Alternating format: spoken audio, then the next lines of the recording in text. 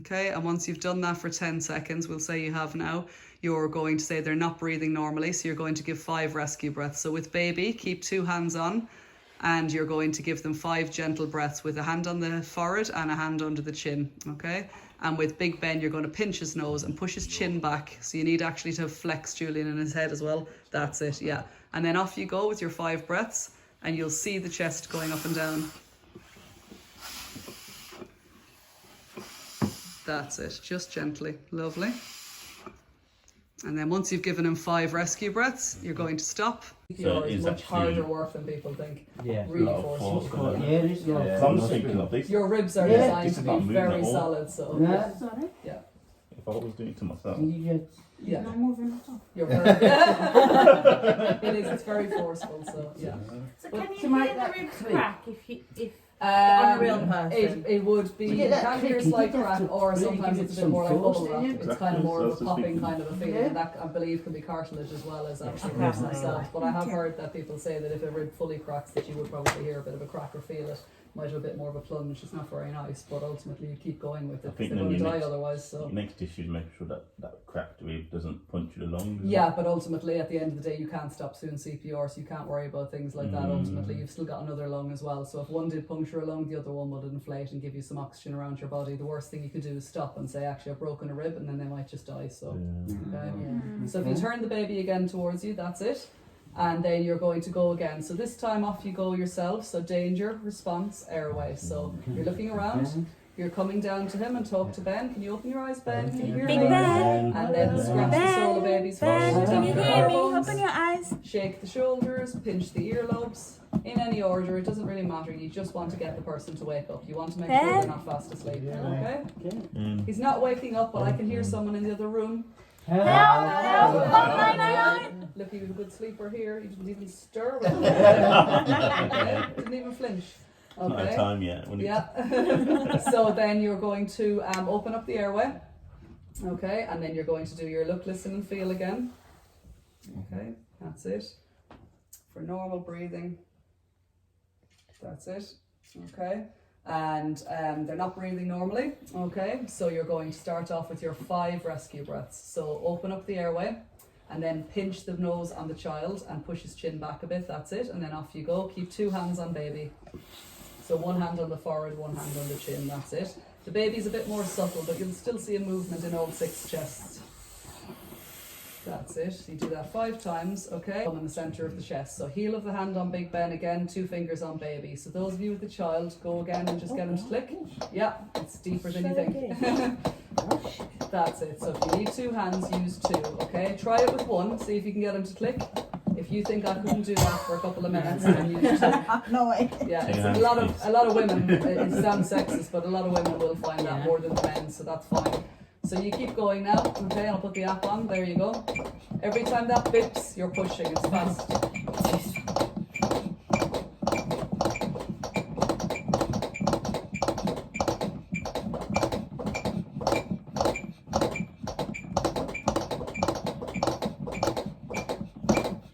That's it, you've probably lost track, but when you've done 30, you're going to do your chest compressions, okay? Or your rescue breaths, so 2 this time. And then you can stop when you've done those 2. That's brilliant. Okay, super. You can give them a little wipe down again. Well done. Okay. With an adult, just to touch on, it's not something we cover in the class, but I like everyone to go away confident about helping anybody. With an adult, you do 30 and 2, 30 and 2. So you skip the first rescue breaths. You want to get straight on the chest with an adult. Okay. That's because we've got a lot of residual oxygen in our blood when we stop breathing, and we keep blood in our system, or oxygen in our system, sorry, for about 4 minutes. So if you see someone collapsing or you find someone in cardiac arrest, the theory is get on the chest as quickly as you can, get the pump, the blood pumping. Okay, yeah, the green one is the bin, so cheers. So that's what you need to do. You need to focus on the chest. But it is good to give someone a top up of oxygen, especially if it's a loved one. If you came upon a stranger who was bleeding or vomiting and they were in cardiac arrest, you thought, I don't want to put my mouth anywhere near that person, you just do chest compressions. And you don't have to count to 30 because you're not stopping, so you just go to 4.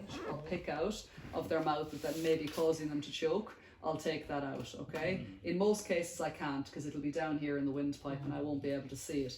What you don't do is say, as a few people who've been to classes have said to me afterwards, their little ones have unfortunately choked, and they've emailed me afterwards with their stories, is they've said I could see the toast at the back of their mouth, because there was a couple of people who said to me about toast, and they thought I really wanted to pick it out and fish it out, but I knew I wasn't going to go anywhere past the front of their mouth. You said if it's not at the front, leave it.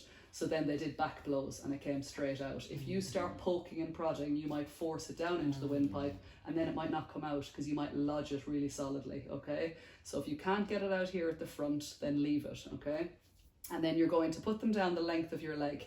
So if I didn't have a seat, I could go as I am on the floor and put them on my knee. You're going to do them on your lap, because most of the time you'll be seated if somebody was choking, okay? But you need them to lie on your legs. So if I was standing up, I'd either sit down or I'd sit down on the floor so I can put them on my knee. Small baby like this, I'm going to put them down the length of my leg, but maybe if they were 11 months old and they're quite big, I can put them across my knee either, okay?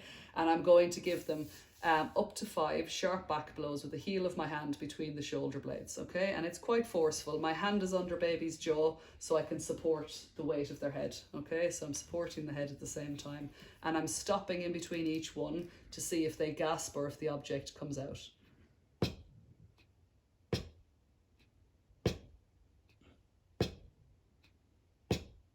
Okay, it hasn't come out in this case after 5 goes, so my next course is that I'm actually going to turn them over and I'm going to give them up to 5 sharp chest thrusts. It's the very same as CPR position wise and how you're going to do it forcefully, but you're not going to do it like you were doing 30 times. You're going to slow it right down and you're going to do 5 stopping in between each, because this is more likely to cause an injury than on the back. And if I get it out after the second go, I don't want to be doing it so fast that I've done it 5 times before I realise the grape has popped out. So do it slowly, okay?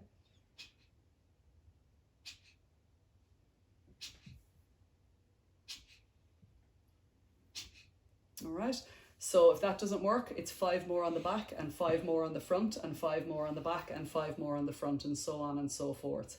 You only do it while someone's conscious. If the baby was to fall unconscious, you always go straight back to your primary survey in your mind of Dr. ABC when they're unconscious, okay? You don't do this technique if they're unconscious. You would check if they're breathing, you do your look, listen and feel, and if they were breathing normally but unconscious, what would you do with them? So they're breathing but unconscious.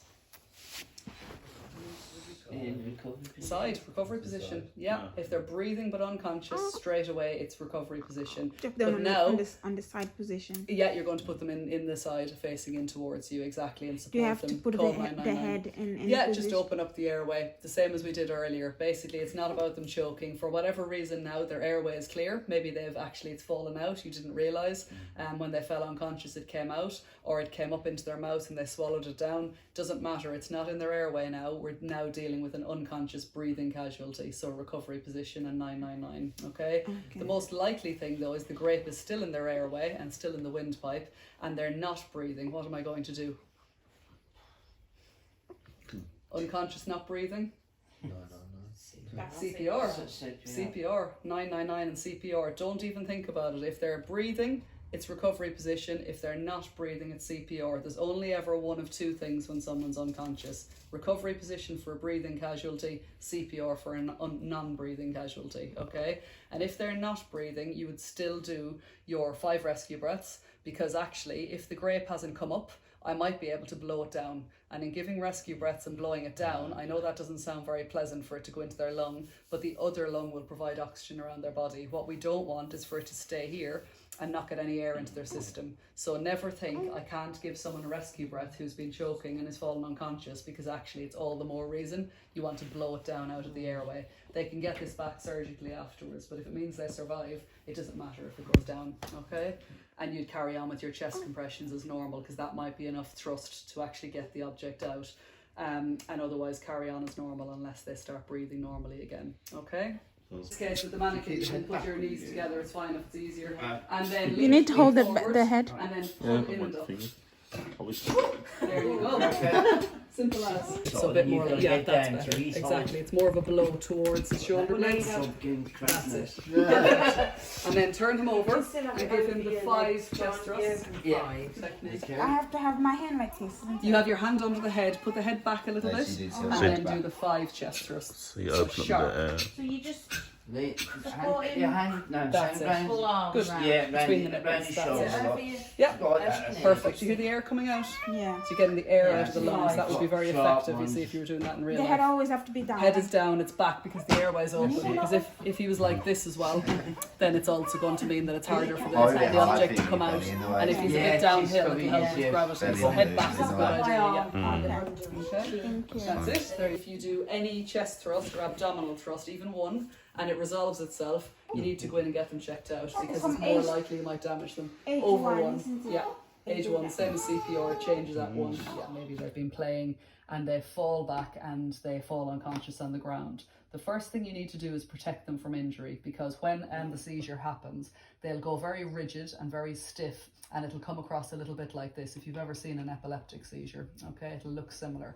So they'll be writhing around on the floor. So it's very unpleasant to see, naturally. But they're also banging a lot when they're doing it, okay? Their eyes might roll back in their head or they might have a fixed staring expression looking up and they might be frothing at the mouth and they're writhing around. So the first thing I need to do is protect the little one from injury. So on a floor like this and in this situation, if it happened here, I would let it run its course because the carpet is a perfectly soft, lovely medium for them to be on. Similarly, if it was on a couch or something soft or on a mattress, I'd leave them where they are. However, if I was on a kitchen floor where there was tiles or a wooden floor and they're banging their head, unless I've got a play mat there and a wooden floor here, I could shift them very gently from A to B onto a mat or onto a carpeted area. I'm not going to pick them up to move them to another room because in being stiff and jerky, I'm more likely to cause them an injury. So I don't want to do that. So instead, I would rather leave the baby on the floor and get a blanket or a towel or a jumper or a hoodie or something nice and soft, but not too bulky, not a big pillow that's going to close their airway off because you've got a big pillow here and they can't breathe properly. So something that will leave them have an open airway, but that's going to let it run its course. So if they bang their head, they've got something soft onto their head. Move furniture, chairs, etc. away. Give them space. Make a 999 call because if it's the first time it's happened, you need to make an emergency call, okay? Because you don't know that it's caused by a fever. You need to rule out anything else that could be happening. Open up windows and doors and let fresh air come in because fresh air will really help in the aftermath of the seizure and cooling the little one down. Because even if we don't know it's a febrile seizure, we'll treat it as if it is. But you generally have a good idea because they're going to be roasting to touch and they'll be very rosy cheeked. So you look at a child, you'd say, it looks like a febrile seizure anyway because they'd probably be roasting hot, okay? Maybe they've been sick already as well. You've already had them off preschool maybe because they've been unwell.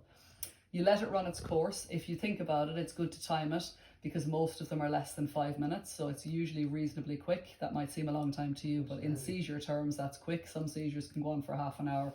Febrile seizures are quite quick, but it's good for the paramedics to know it was 3 minutes, 4 minutes, 7 minutes, okay? And then don't restrict them.